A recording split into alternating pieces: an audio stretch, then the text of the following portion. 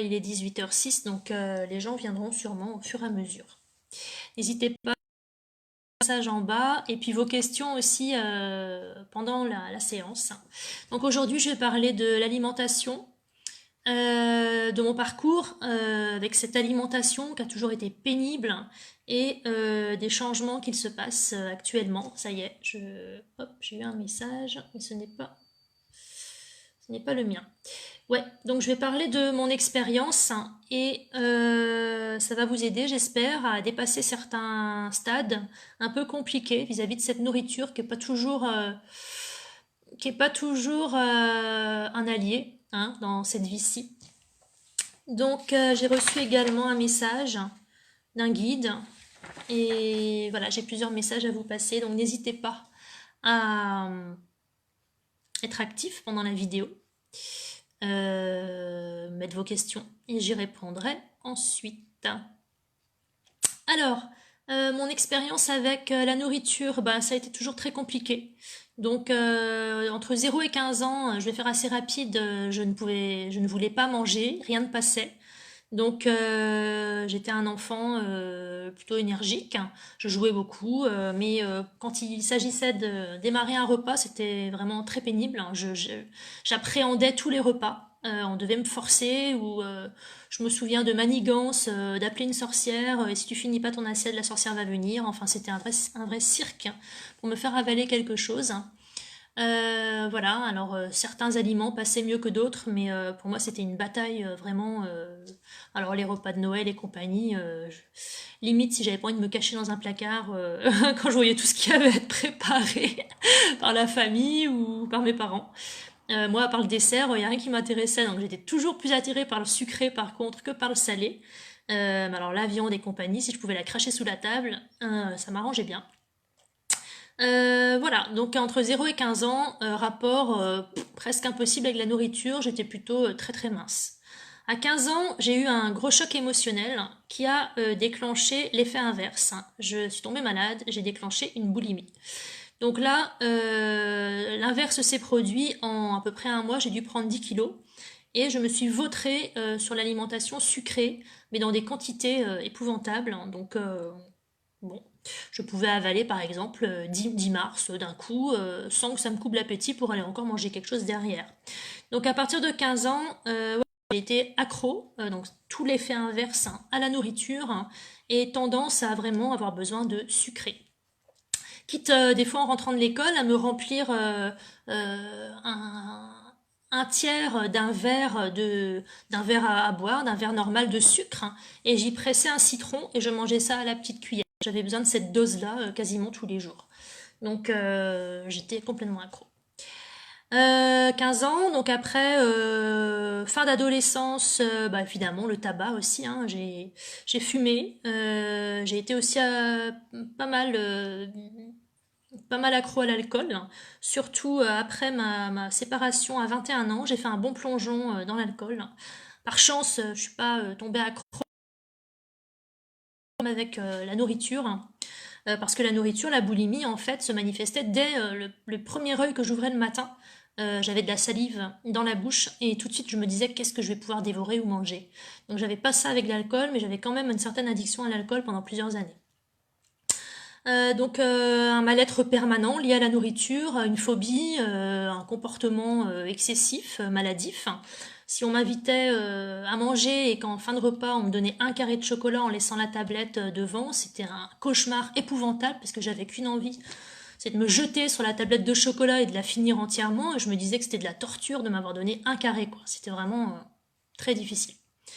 Donc ce rapport-là, je l'ai gardé pendant un moment, et puis j'ai quand même cherché, au bout de quelques années, à guérir de cette boulimie, et j'ai réussi à guérir toute seule de la boulimie à 27 ans. Il y a eu un effet déclencheur, c'est que j'ai lu un livre qui s'appelait Les toxicos de la bouffe. Donc ce livre-là est le parcours d'une thérapeute hein, qui a été boulimique aussi, et qui s'en est sortie, et qui a commencé à aider les gens. Donc dans ce bouquin-là, elle explique le processus, hein, et elle aide les gens à se rappeler la source qui a déclenché la boulimie. Et donc je me suis rappelé exactement du jour précis qui a déclenché ma boulimie. Et à partir de là, ça s'est défait complètement. Je me souviens qu'à l'époque, j'ai jeté, j'exagère peut-être, mais c'est l'image que j'en ai, 4 conteneurs entiers d'affaires de ma cave. J'ai jeté beaucoup de choses de mon passé. Donc je me suis défait vraiment de souvenirs et de douleurs. Et j'ai commencé, en guérissant, je me suis rendu compte que je faisais toujours des préparations, des tartes aux pommes pour moi toute seule, mais au bout d'une part, j'allais détruire sous l'eau chaude tout le reste de la tarte.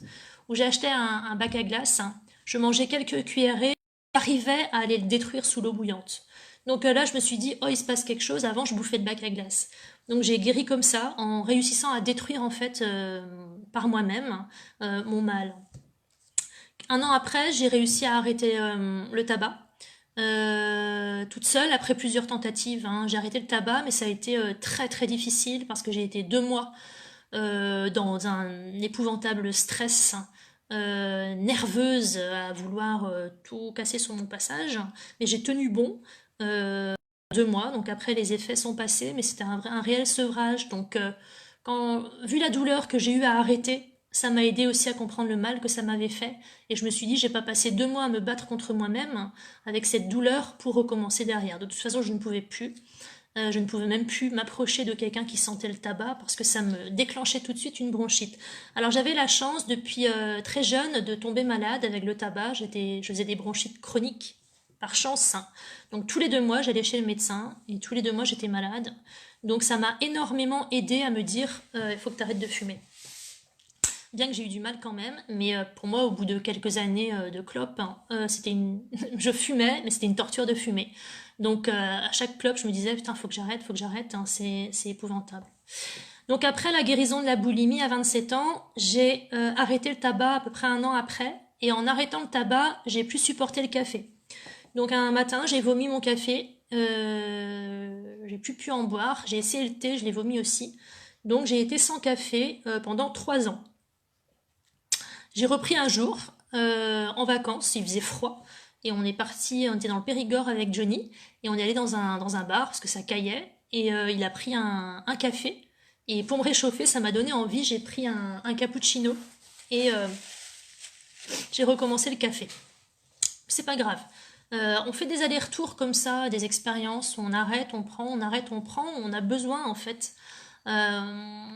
Dans mon cas, j'ai jamais trop rien arrêté d'un coup, j'ai toujours fait des allers-retours pour mieux comprendre en fait mon lien avec l'addiction. Donc voilà, donc 27-28 ans, arrêt de la boulimie et arrêt du tabac.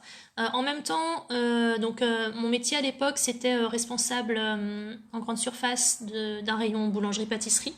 Et quasiment pile poil, hein, après avoir guéri ma boulimie, j'ai été mutée contre mon gré dans un autre rayon du magasin, puisque je remplaçais en fait le responsable boulangerie-pâtisserie et il est revenu travailler, donc j'ai perdu mon poste. Et par chance, mon patron à l'époque m'a casé, m'a ouvert un poste parce que ça se passait bien en charcuterie traiteur, hein. Moi qui détestais, j'ai jamais trop aimé la charcuterie, j'en ai chialé. Mais bizarrement, j'ai perdu mon poste hein, en pâtisserie, alors que j'étais accro à la pâtisserie, en même temps que j'ai guéri ma boulimie. Bon, donc j'ai fait quelques années dans le rayon charcuterie traiteur libre-service, hein, je précise. Et puis je m'y suis faite finalement. Et puis à 35 ans, c'est ce que j'ai noté à peu près, 35 ans. Ouais, donc entre-temps, quand même, j'ai perdu mon job. J'ai perdu mon job Enfin, je suis partie, en fait, de ce magasin pour faire mon travail de voyante, en fait. J'avais quel âge? 33 à peu près.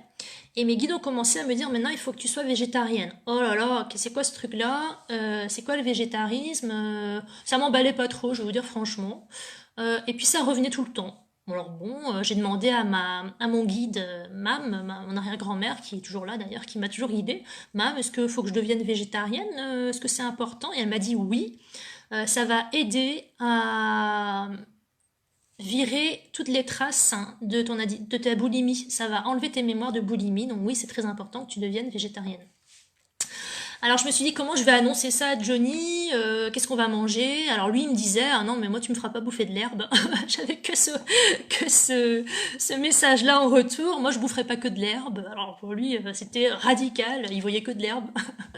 Et puis par chance à ce moment-là, il est parti faire une formation et il est parti en pension la semaine. Donc on a été séparés. Et je me suis dit bon bah j'attends septembre et moi dans mon petit coin, je vais commencer à faire des repas végétariens et on verra bien. Donc c'est ce qui s'est passé. Entre-temps, au mois de juin, j'ai été guidée vers un maître spirituel, Sri Tatata, un maître indien. Je l'ai rencontré en juin et évidemment, lui, il préconisait à fond le végétarisme. Donc ça m'a encore remis une couche, hein, comme quoi il fallait que je devienne végétarienne. Donc ça, c'était en juin et en septembre, quand Johnny est parti à l'école, dans la semaine, je me suis mise à faire des plats végétariens. Et quand il rentrait le week-end, je lui faisais mes petits plats et il me disait c'est bon, c'est bon, c'est bon. Alors je dis tu vois, c'est pas de l'herbe. c'est Je me rappelle à l'époque, je faisais beaucoup une tarte oignon caramélisée avec des pommes fraîches, hein, une tarte aux pommes en fait, et du chèvre par-dessus et du miel. Alors, c'était super bon, c'était sucré-salé. Je faisais beaucoup de sucré-salé, donc ça restait très gourmand, parce que je suis quelqu'un de gourmande.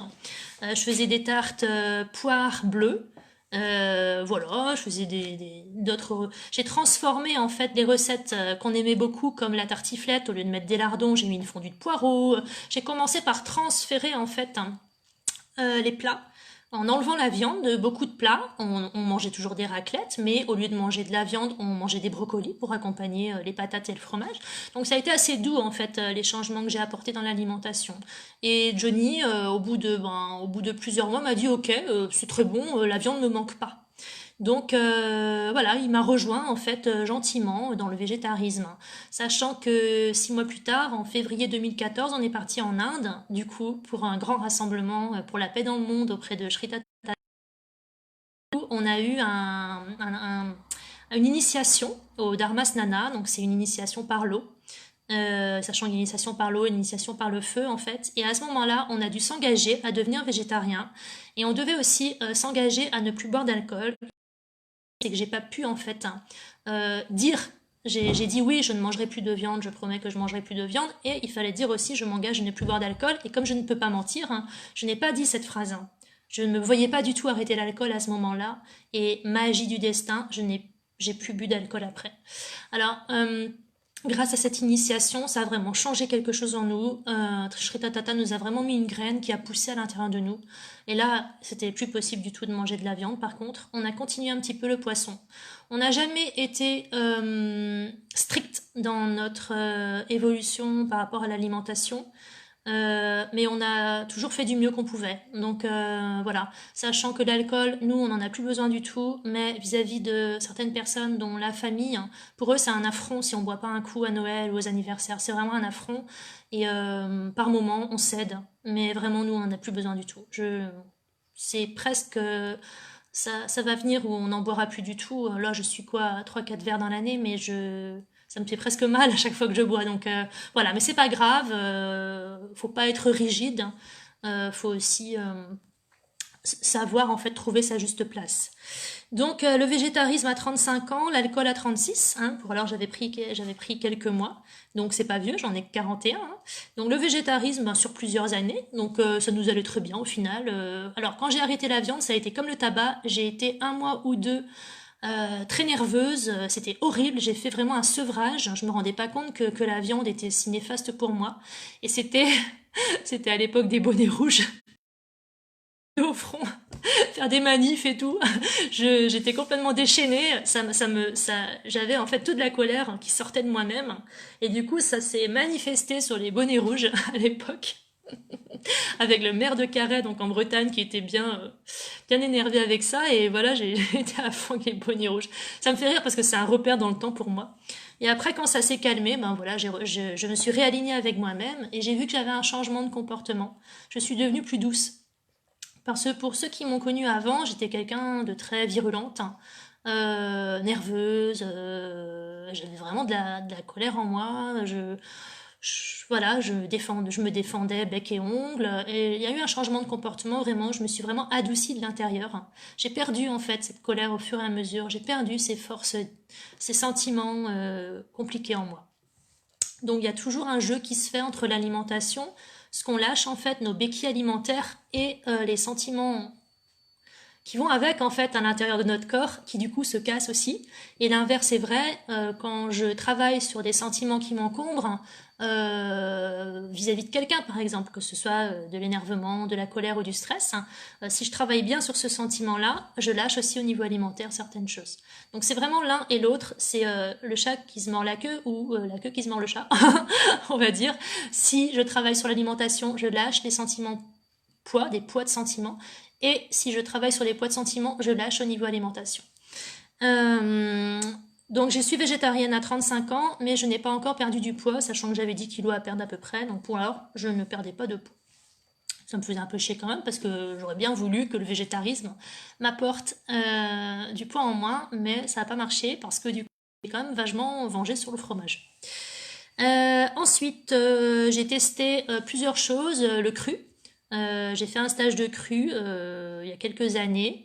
J'ai aimé, mais j'ai pas réussi à adopter le cru. Donc, sachant qu'ici en Bretagne, ça caille à l'hiver, je trouve que le cru c'est facile quand on habite un endroit chaud, un pays chaud. Ça passe très bien. Le sud de la France, la Martinique, la Réunion, ben tant mieux pour eux.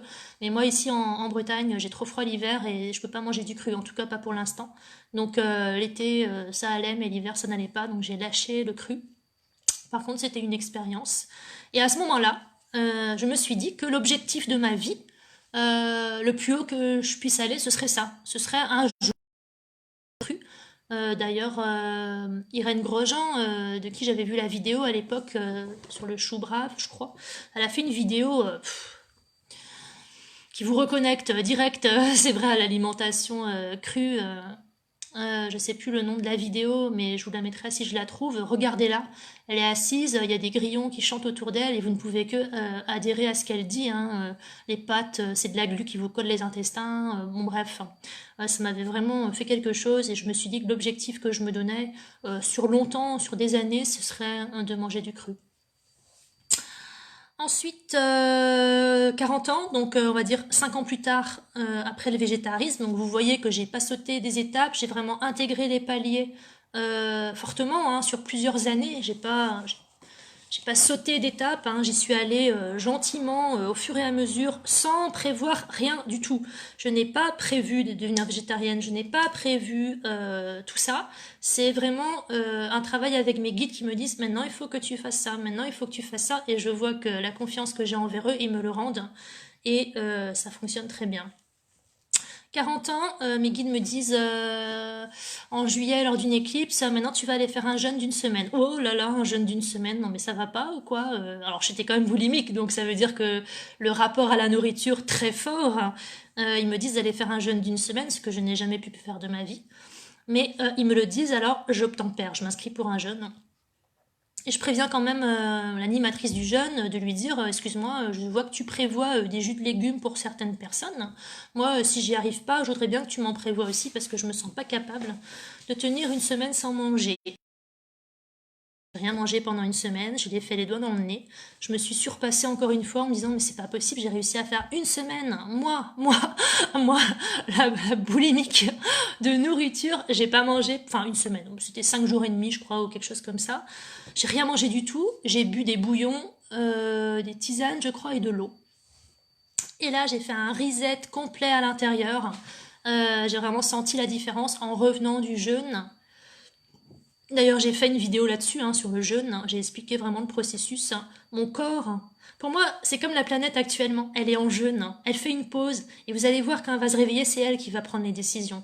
Et ben moi, c'est ce qui s'est passé avec mon corps. Je lui ai fait une pause. Et quand je suis revenue du jeûne, c'est lui qui m'a dit maintenant, c'est comme ça, comme ça, comme ça. Alors, je me souviens d'être partie, d'avoir fait ma liste quand même de courses, des nouvelles courses, c'est-à-dire des nouveaux aliments.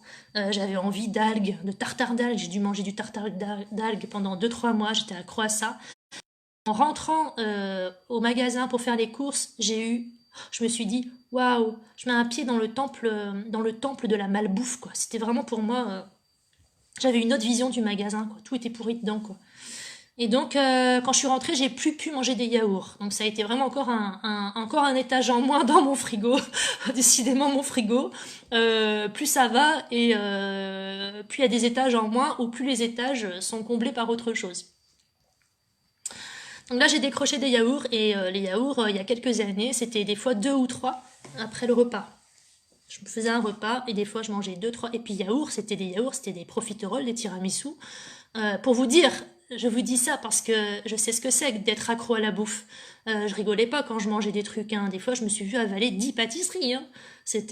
Et je dégueulais pas, hein. Et j'étais pas malade et j'ai jamais eu mal au ventre. Ça passait très bien. J'avais une résistance à la nourriture vraiment terrible. Donc j'ai arrêté les yaourts en revenant de mon jeûne et puis j'ai mangé beaucoup plus de fruits et légumes. Mais quand même l'hiver, la raclette, les tartiflettes, on continue. Donc ça c'était le premier jeûne qui date de il y a 1 an et demi, hein, c'est pas vieux. Et puis il y a un an, des nouveaux guides prennent contact avec moi, dont une femme qui depuis quelques années, enfin 1 an ou 2 avant, se disait ma mère, ma vraie mère. Donc pas ma mère de cette vie-ci, dans chaque vie on a une maman, mais notre âme sûrement a eu des parents aussi. Chaque âme a des parents qui ont créé l'âme, sûrement. On n'est pas des âmes que la source a créées, hein. La source crée des âmes comme Jésus. Jésus vient de la source directement, mais nous, on est des âmes qui ont eu des parents. Et cette femme se dit être ma maman. Elle me dit bonjour, je m'appelle Louisa et je suis ta mère. Donc elle a discuté beaucoup avec moi, elle m'a dit plein de choses. Et l'année dernière, elle m'a dit qui elle était vraiment. Et elle m'a dit je suis Louisa Picaretta. Oh, et là j'ai eu un choc, hein. J'ai vraiment eu un choc. Et l'année dernière j'ai eu des chocs de toute façon, donc à cette période-ci. Et donc, je me suis rendu compte que j'avais des documents de Luisa Picaretta chez moi qu'on m'avait transmis quelques années auparavant. Des prières à Luisa Picaretta. Donc, je suis allée voir sur Internet qui était cette femme. Et j'ai découvert par stupéfaction que cette femme était une femme en Italie, à Corato, qui a passé 60 ans dans son lit sans manger. Elle était pranique et pendant 60 ans, elle a écrit sous la dictée de Jésus environ 40 bouquins, 40 volumes de communication avec Jésus, Marie et compagnie. Donc j'ai été choquée. Apparemment, elle dit qu'elle est ma mère. Et c'était pour moi un choc parce que je me dis cette femme était pranique. Bon, premier entre guillemets contact avec le prana. Pour moi, le prana, c'était quelque chose d'inaccessible. C'était les ascètes en Inde qui vont 1 mois ou 4 mois dans une grotte et qui s'arrêtent de vivre. Pour moi, ça s'arrêtait là, le prana. Je ne savais pas qu'on pouvait devenir pranique. Donc ça, c'était en mai. Et puis après, mon père, donc le mari de Luisa Picaretta, dans une autre dimension, a pris aussi contact avec moi.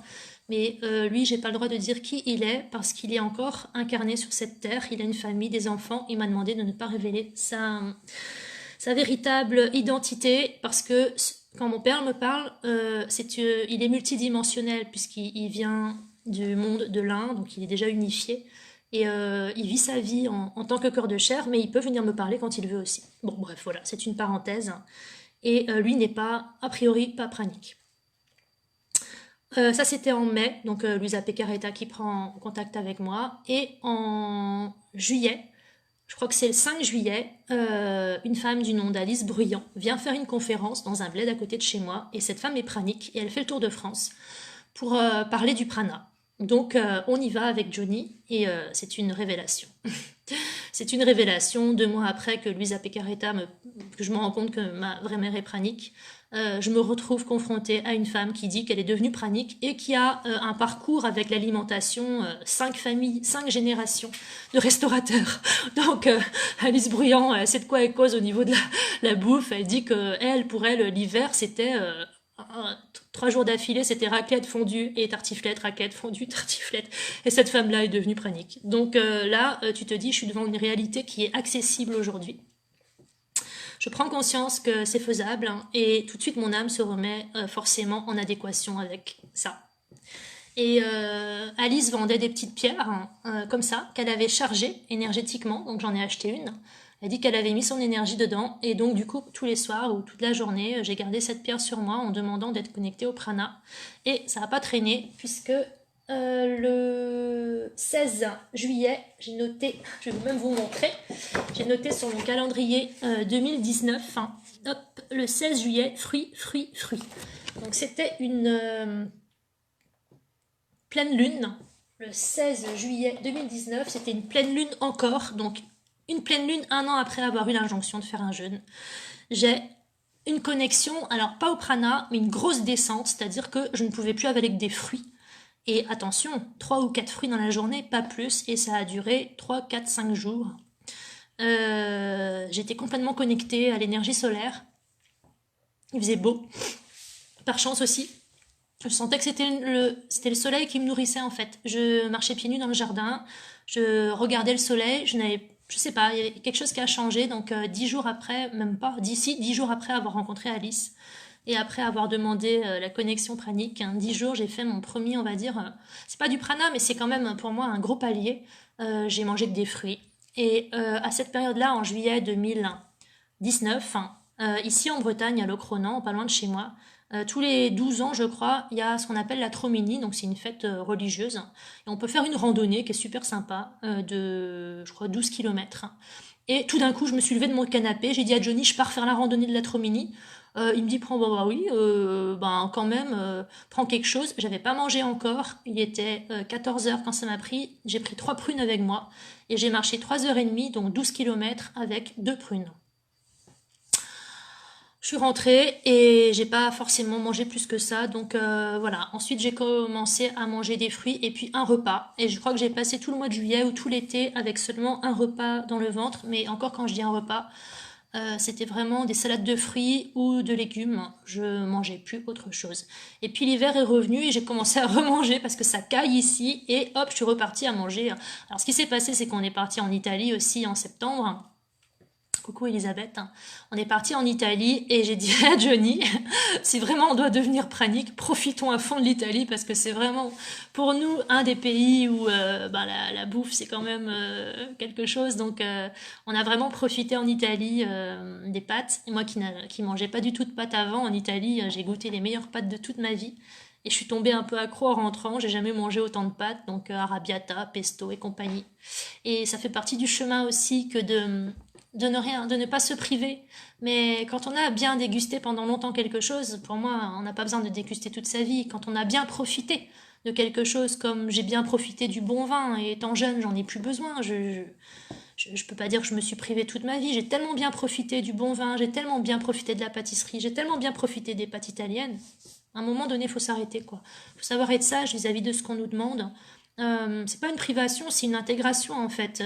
J'y ai goûté, j'ai plus envie. Je veux dire, quand j'étais jeune et que je jouais dans un bac à sable, je vais pas jouer au bac à sable toute ma vie non plus. Donc, il faut grandir à un moment donné et savoir lâcher des addictions, puisque ce ne sont que des addictions en fait. Donc voilà, j'ai mangé encore cet hiver plus quand même vers les fruits et légumes, beaucoup beaucoup de légumes. Alors Johnny est très fruit. Johnny mange une carotte à la croque tous les jours, tous les jours, tous les jours. C'est pour ça qu'il a atteint maths très rapidement. Il est très fruit, il mange 3, 4, 5 fruits par jour tout l'hiver. Et moi je suis plus patates, poireaux, voilà, je suis plus légumes. Et où j'en suis, et donc voilà. Ah bah là ça recommence, ça recommence. Donc depuis le 11 mars, hein, j'ai senti que je pouvais démarrer un protocole toute seule. Donc c'est le protocole d'Alice Bruyant qui elle préconise en fait. Donc pour les protocoles praniques, il y en a plein. Il y a des jeûnes secs, il y a plusieurs protocoles pour accéder au prana. Et moi, c'est le protocole d'Alice Bruyant. Donc c'est pas le sien bien sûr, mais c'est celui qu'elle transmet. Donc Nirahara, je pourrais pas le prononcer mieux. C'est un protocole qui demande de quitter l'alimentation croquée et de manger que de l'alimentation liquide. Par contre, on a droit apparemment à tout ce qu'on veut. Donc je me suis mise au smoothie de fruits. Et voilà, depuis le 11 mars, j'ai senti que c'était le jour J. Du 11 au 31 mars, je ne mange que des smoothies de fruits. On a droit quand même, donc on mange 2 jours des liquides, un troisième on mange, après on mange 7 jours liquides, le jour d'après on mange, et après 11 jours liquides. Donc je l'ai fait aussi pareil sans me frustrer, et si j'ai eu envie de faire un repas un petit peu de légumes le soir, je l'ai fait. Donc on va dire que pour l'instant, j'ai fait du coup 7 repas sur 30, j'en ai fait 7 plutôt légumes que à croquer. Voilà. Et depuis, au bout de 15 jours, au lieu de boire, alors au niveau smoothie, le midi, je buvais à peu près, vous savez les gros verres à moutarde là, les verres bas mais larges. Je buvais à peu près 2 verres comme ça, donc de fruits mixés. Et depuis le 15, Non, au bout de 15 jours, je n'ai plus bu qu'un verre. Donc j'ai eu une division en deux déjà de mes besoins alimentaires. Donc je continue mon petit chemin. Je ne suis pas pranique à l'heure actuelle, pas du tout, mais je sais que maintenant, mon objectif n'est plus d'être crudivore hein, à la fin de mes jours, mais mon objectif est d'être pranique rapidement. Donc les choses, elles nous sont révélées au fur et à mesure de notre chemin. Quand on n'est pas capable d'entendre quelque chose, c'est pas la peine.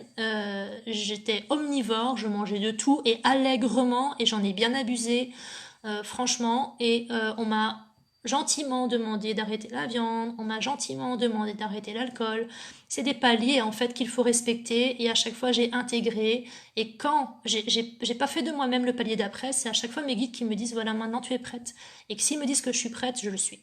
Donc je leur fais confiance. Je pense, j'ai pas d'objectif précis au niveau du temps pour accéder au prana. Je sais que je vais y arriver à l'aise blesse parce que je sais que c'est complètement, enfin, c'est une vérité complète. Hein. Donc je pense que j'estime que sous 2-3 ans, je serai stabilisée au niveau du prana. Mais franchement, j'ai aucun objectif. Si c'est cette année, si c'est dans 3 ans, si c'est dans 5 ans, peu importe. Mais pour moi, c'est une liberté, une régénérescence évidente. Hein. Voilà, donc voilà mon expérience avec la nourriture, avec la boulimie, avec le chemin vers le pranisme aujourd'hui. Donc Mylène, tu m'as mis la nourriture comme l'alcool est un besoin de se remplir pour se sentir exister et traduit un manque d'amour. Tu as raison.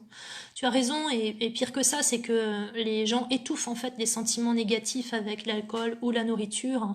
La bouffe qui arrive dans le deuxième cerveau en fait, l'esprit, les tripes c'est l'esprit, viennent étouffer en fait la douleur. Hein, et quelqu'un qui est en face et de la laisser émerger pour la transmuter n'a plus besoin au bout d'un moment de combler avec des besoins alimentaires, sachant que la bouffe qu'on nous sert aujourd'hui, plus rien n'est naturel, il y a que du transgénique, il y a de la transformation, c'est affreux quoi. Quand je pense qu'à chaque fois que je buvais un apéro, je mangeais des chips et des cacahuètes, mais qu'est-ce que ça a de nutritif ça? Qu'est-ce que ça a de nutritif? Non mais on est rendu à ne même plus se rendre compte hein, de la merde qu'on bouffe, c'est triste. Hein.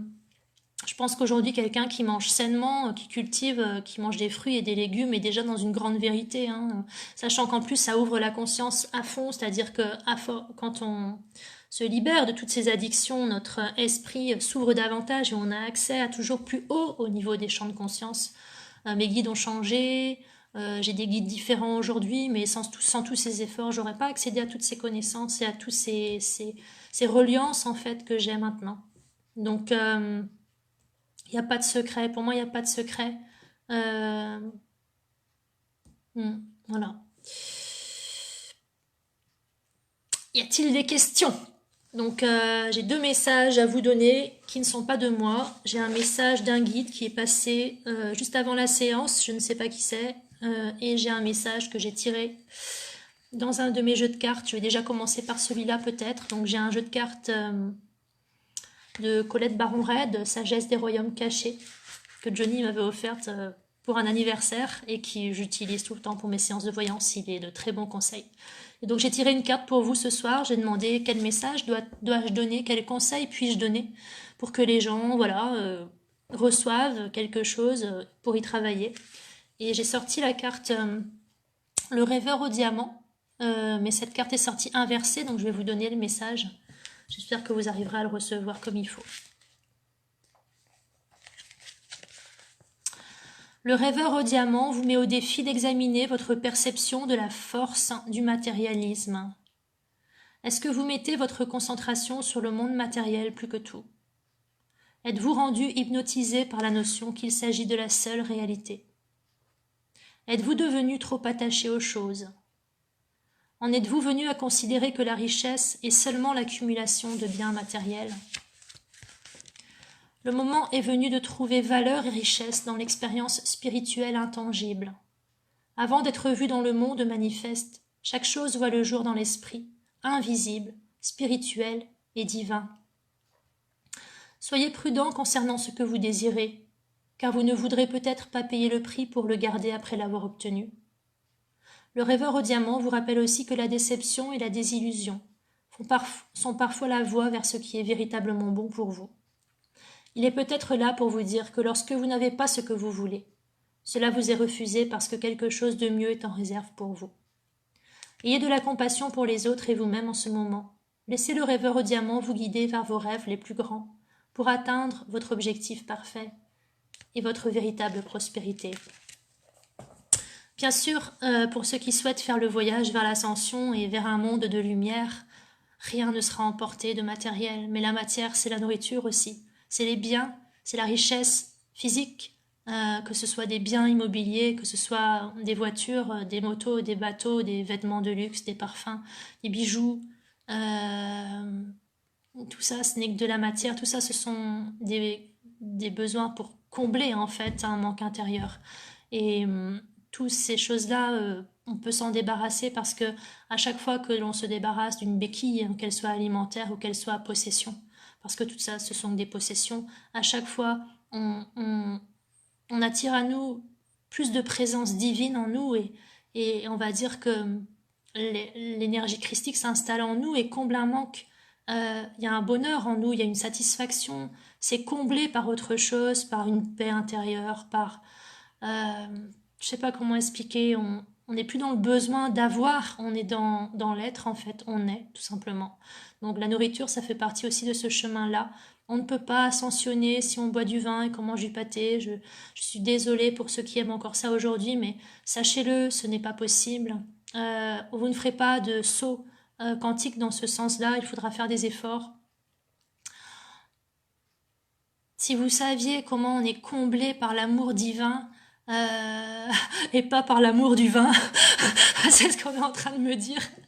Pour ceux qui ne sont pas capables aujourd'hui d'approcher l'amour de Dieu, on peut comprendre qu'ils aient besoin de combler par l'amour matériel ou l'alimentation. Mais vous qui croyez en cet amour divin, sachez que ça passera par là. Je vais vous donner maintenant le message d'un guide qui est passé juste avant la séance. Alors j'espère que j'arriverai à me relire parce que comme d'habitude,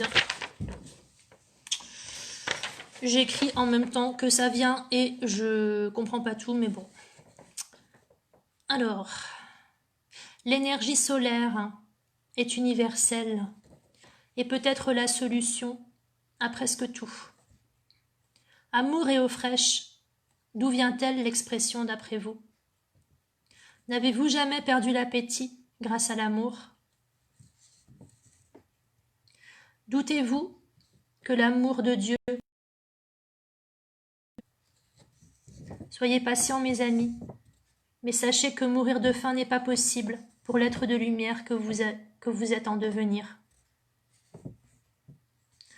Soyez souverains, et Dieu pourvoira à tous vos besoins. Cœur. Voilà, donc ce message n'est pas de moi, je l'ai reçu avant la séance. Il est là pour rassurer tous les gens qui ont confiance dans l'énergie divine, tous les gens qui croient qu'ils vont retrouver leur corps de lumière, mais le corps de lumière doit se manifester ici et maintenant progressivement. Tout le monde n'est pas capable et ce discours n'est pas pour les gens qui n'atteindront pas l'élévation divine dans cette vie-ci ne doivent pas faire l'effort d'arrêter la viande, ne sont pas capables de le faire, il ne faut surtout pas forcer quoi que ce soit. Moi je n'ai rien forcé, j'ai toujours été guidée pour le faire, je n'ai pas du jour au lendemain arrêté tout, ce serait suicidaire. Comme je le disais lors d'une précédente vidéo, la loi de l'attraction vous amène ce que vous croyez. Donc si vous croyez qu'en arrêtant de manger vous allez mourir, donc faites pas les cons. Faut que ce soit vraiment un appel de l'âme, une vérité intérieure et que ça se fasse progressivement et par paliers. Je ne suis pas là pour prêcher la nourriture pranique pour tout le monde, ce serait ridicule. Tout le monde n'est pas capable, mais si vous sentez au fond de vous que ça fait partie de votre chemin, je pense que vous serez guidé vers là à un moment donné. J'ai pas eu beaucoup de coucou pendant ce live. Je pense que très peu de gens aujourd'hui sont aptes à recevoir ce genre de message. Mais si vous avez des questions, je vois qu'il y a quand même une dizaine de personnes qui regardent. Si vous avez des questions, je peux y répondre.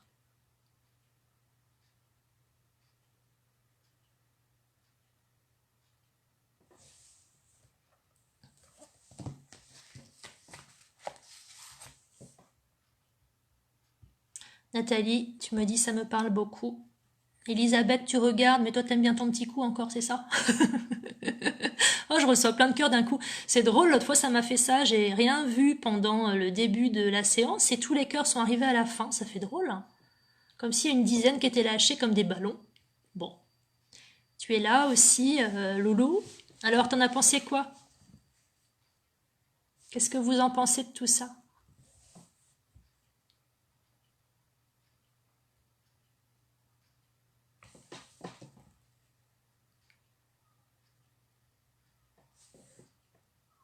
Cathy?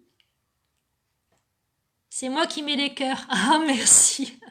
La flopée. Chouette. Ah, c'est joli. C'est super joli quand ça vient en grappe, en fait. Bon, bah écoutez, si vous voyez pas de questions, tu trouves ça génial? Bah voilà. Bah alors c'est que t'es appelé. Faites, après, voilà, laissez venir vraiment à vous, hein. Je t'écoutais, donc je ne voulais pas intervenir. Je fais confiance à mes guides pour me montrer le chemin. Exact. Si on sent de toute façon quand... Oh la vache, je viens d'avoir un espèce de vertige, ça fait drôle. On sent quand on est en accord ou qu'on bloque. Si on bloque et qu'on se dit waouh, c'est pas pour moi, laissez tomber. Si vous sentez que vous vous dites ah, j'aimerais bien en fait, c'est que vous êtes capable et ça viendra. Ça commence comme ça. Je dis ça fait 1 an que je suis ouverte au prana, je l'étais pas avant, donc vraiment, c'est pas. Nicole, juste pour info, la couche d'ozone se referme, qu'en penses-tu? Je ne suis pas au courant et je ne suis pas apte à répondre à cette question, Nicole. J'en sais rien. Maintenant, je peux juste faire un petit tirage pour essayer de voir si j'ai une réponse à te donner quand même.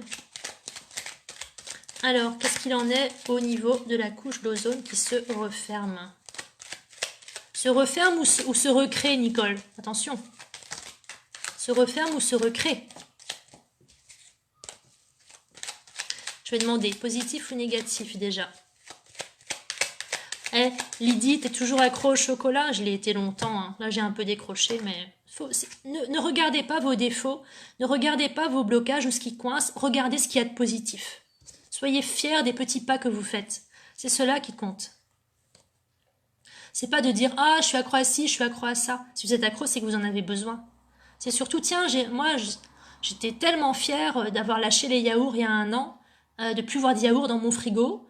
Je suis tellement fière, j'ai lâché les petits déj aussi, ça j'ai oublié de vous dire, mais au mois de juin l'année dernière, j'ai lâché les petits déjeuners. Donc je fais plus que 2 repas par jour. Il y a vraiment, ça vient comme ça vient quoi. Donc au niveau de la couche d'ozone, pour moi, il n'y a rien de négatif là-dedans. Donc je pense qu'elle se recrée plutôt qu'elle se referme. Nicole, je pense que tu as employé le mauvais mot. Se recrée, voilà, oui, c'est ça. Parce que j'ai vu que du positif, donc c'est normal, il n'y a plus de pollution. Avez-vous remarqué, d'ailleurs on quitte un peu l'alimentation là pour le coup, on a le droit, hein. Moi il fait beau donc franchement je m'expose au soleil parce que je suis complètement reliée au soleil donc j'en prends plein la gueule du soleil l'après-midi, il n'y a plus d'avions qui passent dans le ciel. Le seul avion que j'ai vu hier avait 5 réacteurs à l'arrière, 4 ou 5, et toute la décharge de gaz qui sortait s'évaporait tout de suite. Donc ça, c'est pas des chemtrails, c'est un avion commercial. Par contre, les chemtrails, quand les avions passent, ça part pas. C'est de la pollution qui reste dans l'air et qui se déploie. Et là, il y en a plus. Il y en a plus. Donc, ouais. Si la couche d'ozone, si tu dis qu'elle se recrée, c'est formidable. Maintenant, on verra. Je suis pas très au fait non plus trop de ce qui va se passer à ce niveau-là. Moi, mes guides me disent le fait que chacun doit devenir souverain de lui-même et qu'il faut arrêter de regarder le spectacle extérieur qui nous dévie en fait de notre chemin et même si on voit demain la guerre entre la lumière et l'ombre, la soi-disant lumière et la soi-disant ombre sur Terre, il va y avoir un faux sauveur qui va venir et qui va vous dire ça y est, j'ai tué le mal, il y aura plus de corruption, il y aura plus ci, il y aura plus ça, mais c'est un faux sauveur, c'est encore une croyance qui va faire partir certains vers ce personnage, mais c'est encore pour détourner l'attention sur la matière. C'est seulement vous qui devez faire les changements intérieurs. Il n'y a que comme ça que ça marche vraiment. Il n'y a pas d'autre chemin. Et là, je suis sûre à 100% de ce que je dis.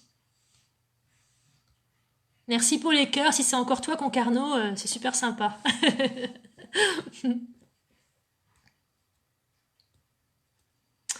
Bon, voilà. Bah, écoutez, j'espère que ça vous a plu. Je voulais faire de toute façon une vidéo sur mon chemin alimentaire pour vous donner un petit peu d'encouragement. Je l'ai fait en live, c'est sympa en live, j'aime bien aussi. Et puis on verra comme ça si quand la vidéo va réapparaître sur ma si la première image se fige encore sur un message particulier, parce qu'apparemment depuis le confinement, donc c'est le quatrième live que je fais, et à chaque fois, il y a un de mes guides qui fige une image, je ne sais pas laquelle, mais c'est lui qui choisit le message important donné. Donc on va voir, il m'a dit que une histoire ou tout un cheminement, il y aurait une concordance entre tous les images figées et tous les messages.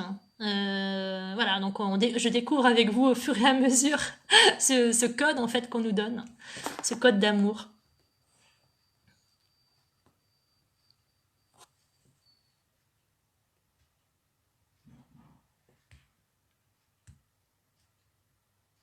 Coucou du Québec, eh ben dis donc, c'est cool d'avoir des Québécois. Il y a aussi une Italienne de temps en temps. Merci pour tous ces cœurs. Vraiment, voilà, on parlera d'autres choses ultérieurement. N'hésitez pas à m'envoyer vos questions, vos sujets.